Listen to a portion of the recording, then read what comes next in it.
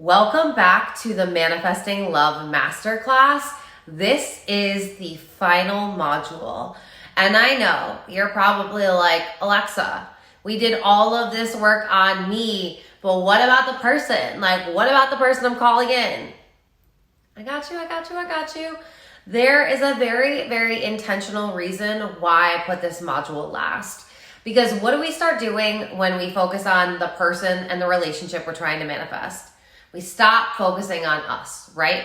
And then we try and bypass all of the things that were very essential. I know that if you look at the person that you were before you started taking this masterclass and the version that you are now, there is a huge shift in your mindset, in your energy, and in your embodiment. And this is the most important work because manifestation is an internal game. And what is most important is that we clean up our mindset and our energy so that way we can embody the frequency that we desire to have. So that way we can start telling the stories that we desire to have. So that way we can become a healthy, loving version of ourselves. So that way we can manifest a healthy, loving partner. The work that you've done so far was the heavy lifting. That was the stuff that wasn't the most fun. That was the healing, the forgiving, the loving, the frequency work, the mindset work. It's not all that fun, but those steps are essential. You can never skip the foundational pieces of manifestation because you will never be able to consistently manifest something and hold on to it if you skip those steps. So what is very, very exciting is today is the fun part. This is the part where it's like, ooh, who am I calling in? What is the relationship that I desire? So today, I want you to get out your journal and you are gonna start making a list. What I want you to do is to get so crystal clear on who it is that you are calling in. Now, here is the part where I have to reiterate that you are not going to be writing down an ex that you used to date. You are not going to be writing down somebody that you know, somebody that you've wanted to be with. That is not the intention of manifesting. That is not the intention of manifesting a specific person. If you haven't heard me say it before, I'm gonna say it one more time here so I don't get any questions on it. Manifesting a specific person does not mean Angelina Jolie. She's always just the person I use. Go with it. It doesn't mean picking somebody that you've always wanted and then saying this is who I'm manifesting. No. We're not violating free will. We are not manifesting a trauma bond. When we say manifesting a specific person, it is because we used to say twin flame in the spiritual community. And then the spiritual community started doing personal development work. And we realized that a twin flame is a trauma bond. So we switched the wording from manifesting a twin flame to manifesting a specific person. Then y'all took it way too literally and thought that it actually meant you could pick Angelina Jolie and then you could manifest Angelina Jolie. That is not what we're doing here. You have to respect people's free will. You have to respect people's soul lessons. You have to respect karma and you have to release. If the person that you desire to manifest and it's someone like that, if they align with you at your highest vibrational frequency, then that's who will come in. But if it's not that person, then trust that the person that is coming in is the person that you are meant to have a healthy, happy, lasting relationship with. So the only thing that we're going to be pulling from past relationships and past people that we've been in relationships with are the things that we really want to have in our future relationship. So what do I mean by that? If you dated a man who had the sexiest body and you guys fit so well together, it was just like the perfect size, you guys vibe so well together, and that's your aesthetic, then okay, cool. Then we're gonna pull that you want that type of body your partner. Or if your past partner was hilarious and had a great sense of humor and you loved all of the laughs that you had together, then we're gonna put humor on that list. Now, if there was a past relationship that was toxic in any way or a past partner that had a trait that you really didn't desire, we are not going to focus on that, the negative version of it. But what we're going to do is we're going to spin it into a positive. So say that you were with somebody that was emotionally unavailable, and you really want to be with somebody who's emotionally available and has high emotional intelligence. Then you're going to write down someone who is able to communicate their needs and who is able to fill up their cup first, while also being able to hold space for me, so that way I can feel supported, seen, and heard. You want to get very, very clear on what you want. We're not focusing on what we don't want.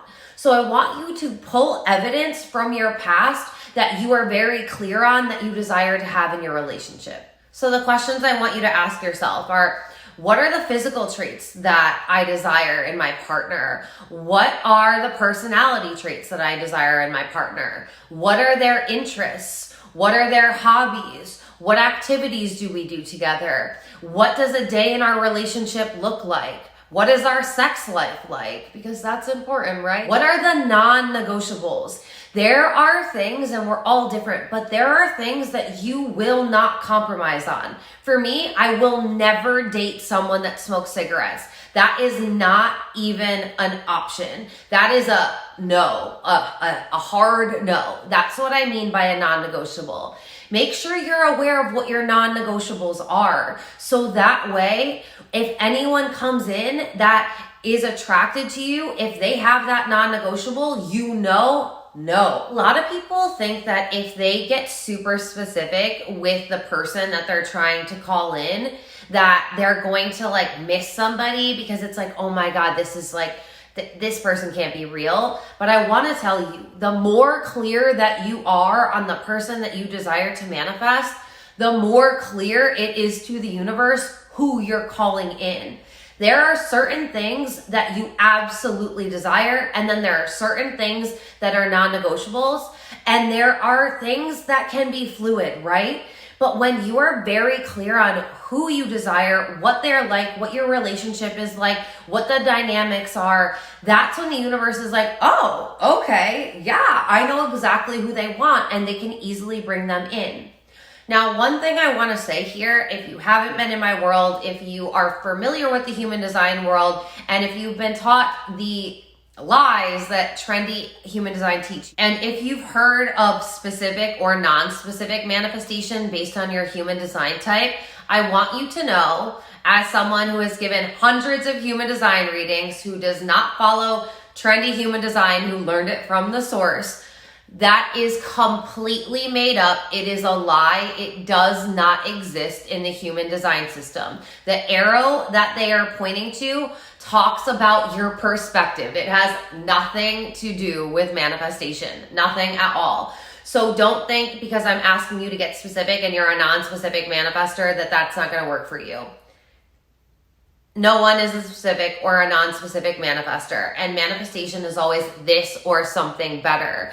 And this is allowing you to really get clear on who you want and the partner that you want, so that way you can use discernment when people are being magnetized towards you, because you're magnetic now. While you're writing this out, I want you to pay attention to any limiting beliefs that are coming up. Is there any stories that you're telling yourself like, oh, this person's too good to be true? You've never met anybody that's like that. How are you ever going to find this person? You're too old. You're too like whatever it is. Do not play into them. Just track those limiting beliefs on your sheet, in your journal, wherever you are tracking the limiting beliefs. And then go back to that and flip that to the best case scenario. That person does exist. If you are very specific and you are divorced and you have children and you want your next partner to be divorced with children because you want that dynamic and for them to fully understand what you've been through, then write that down. And I want you to know this is not selfish. This is selfless, because you are realizing who actually aligns with you. So that way you're not going to be entertaining anyone that isn't meant for you. You're not going to be wasting your time or their time thinking that somebody might be a good fit for you, when in reality, you know you are very clear right now on what this person looks like. There might be certain traits that you're very specific about with looks. There might be other traits and looks that you're like, yeah, whatever, I don't really care that much. That's up for you. That's up to you to decide though. No one else gets to decide that. Personality traits. There might be some things that you are like, yeah, these are definites, and these you're like, oh, I'm flexible. Get clear on these things, because the more you're able to realize these are the things that are non-negotiables for me, the clearer you are. And when you do actually meet this person, you're going to be like, oh my God, that's my person, because they're going to have checked off all of the boxes that you were like, this is what my person is like. I know that this is my person. When you meet that person, it's going to be the most serendipitous way, but you're going to be like, I just know that you're my person. There are so many people that have manifested love, and they're like, oh my God, like they are verbatim what I wrote down, and even better in some areas that I didn't think about. And that's what love gets to be like. It gets to be exactly who you want. You do not have to settle for someone that doesn't meet what you want in your life, because you get to pick someone that you're going to create a life with and be with, hopefully forever. Now, when you are doing your scripting practice at night, which yes, I also want you to do for 21 days, I want you to start writing in these personality traits, these physical characteristics, the hobbies, the things that you do together. I want you to start scripting out like you've already met this version, the version that is exactly who you desire to be with. On your list, I want you to start scripting out that you met that specific person. The person that has the body type that you desire, that has the finances that you desire, that has the background that you desire, that has the personality that you desire. Did I say that already? But you understand what I'm saying is I want you to start now taking this list and using it as information to use in your scripting practice. The more specific you are when it comes to love, and the more you feel into the frequency of love, and the amount of time that you spend cleaning up your mindset and your energetics, and then really aligning with that person, that's how you're gonna call them in and quantum leap that love and that relationship quickly, because you did the work on you. You cleaned up your side of the street. Your cup is full. You're gonna continue to do the work on yourself because you know how important it is, and you can't rely on someone else to love you. You have to love yourself, and someone else can love you because you love yourself. But we are never going to make our partner responsible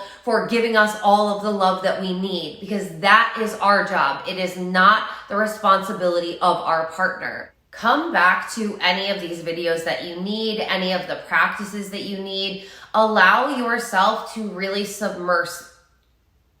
Allow yourself to really get submersed in this information, because that's how you rewire your mind. And the more you can feel into the frequency of love, you are recoding your cellular DNA to vibrate at a higher frequency. And every time you do the work to clean up your mindset and to clean up those stories and to feel into that love before the love comes, you're actually regulating your nervous system to feel safe in a romantic relationship and with a partner before they even come, because you are feeling into it and you're scripting every night. So you're visualizing it and you're focusing on the feelings of being in this relationship.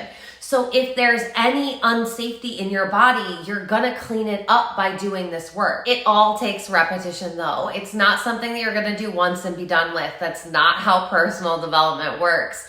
You are a constant work in progress. You are constantly evolving. You are constantly changing your frequency. You're constantly shifting into a higher consciousness level. So keep doing this work. Stay consistent with it. Don't allow yourself to fall into a victim mindset. Don't allow yourself to drop your standards. Don't allow yourself to fall victim to your old beliefs and old stories. Pull out your journal. Pull out the notes you've taken. Come back to the assignments. Keep doing the practices, the mirror work, the journaling, the scripting, all of it. Keep feeling into the frequency of love. Keep loving yourself, and everything in your life is going to change.